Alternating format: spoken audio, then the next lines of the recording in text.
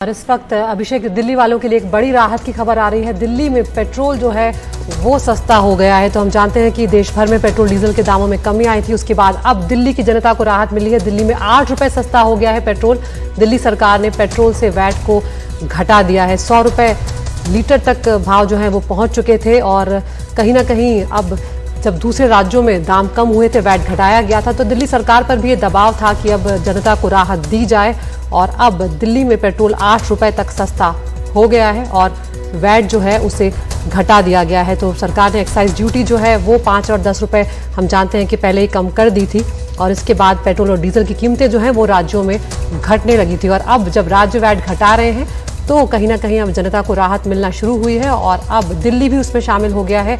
8 रुपए सस्ता हो गया है दिल्ली में पेट्रोल। तो कुछ देर पहले ही दिल्ली सरकार की तरफ से ये ऐलान किया गया है।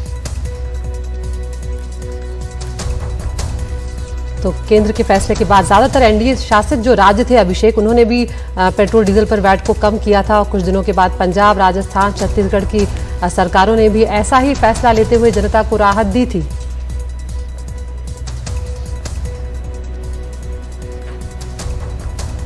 बिल्कुल। और ये जो दिल्ली सरकार ने पेट्रोल पर वैट घटाया है, अब ये वैसे बीजेपी शासित राज्य जितने भी हैं वहाँ पर पेट्रोल के दाम घटाए गए हैं, पेट्रोल और डीजल दोनों के दाम घटाए गए हैं और ये एक राहत की बात है।